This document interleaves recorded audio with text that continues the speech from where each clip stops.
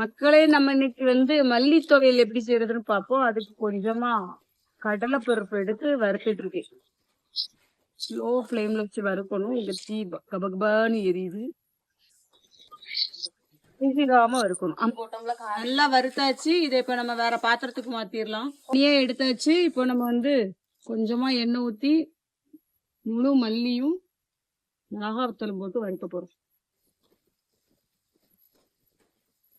மல்லி போட்டாச்சு. இத நல்லா வறுத்து எடுத்துக்குவோம். நாங்க ஒரு 60 பேருக்கான அளவுக்கு செஞ்சுட்டு இருக்கோம். நல்லா வறுத்துக்கலாம். சரி, அப்ப இது நல்லா வறுபட்டாச்சு. இதை எடுத்துக்குவோம். பாத்தீங்கன்னா தெரியும், நான் தீயே போடல, வெறும் இந்த கங்குலையே வறுத்துட்டு இருக்கேன். இப்போ உங்க காரத்துக்கு ஏத்த மாதிரி மிளகாத்தூள் போட்டுக்கோங்க. இத நல்லா வறுத்து எடுத்துக்குவோம். இது வறுபட்டாச்சு, எடுத்துருவோம். இப்ப இதுல திருவண்ண தேங்காய் தட்டியது. இத நல்லா செவக்க வறுக்கணும். மல்லி துவையலுக்கு அந்த முழு மல்லி கொஞ்சம் அதிகமா போட்டாதான் டேஸ்ட் மல்லி துவையல் மாதிரி இருக்கும். அப்புறம் வீட்டுல செய்யறதா இருந்தா அந்த கடலை பருப்பை நீங்க ஸ்கிப் பண்ணிக்கலாம். ஹோட்டலுக்கு குவான்டிட்டிக்காக கொஞ்சம் அதை போட்டா கொஞ்சம் குவான்டிட்டி அதிகமா இருக்கும். நீங்க கடலைப்பருப்பை ஸ்கிப் பண்ணிட்டு தேங்காய் கொஞ்சம் எக்ஸ்ட்ராவா போட்டு நல்லா வறுத்துக்கணும். இன்னும் கொஞ்சம் செவக்கா வறுத்துக்குவோம்.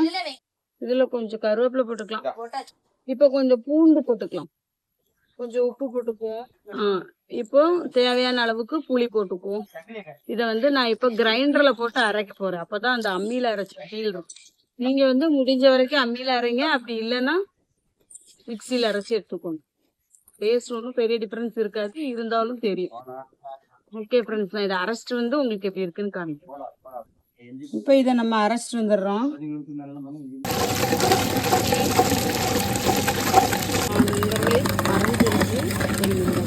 இந்த பதத்தில்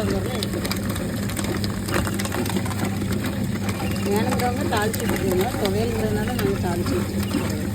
இது நல்ல புளி சாதத்துக்கெல்லாம் சூப்பரான இப்போ நீங்கள் வெளியூர்லாம் போகிறீங்க அப்படின்னா இந்த மாதிரி துவையல் அரைச்சி புளி சாதம் வச்சு கொண்டு போனால் சூப்பராக இருக்கும். ட்ரை பண்ணி பார்த்துட்டு கமெண்ட் பண்ணுங்கள். பாய்.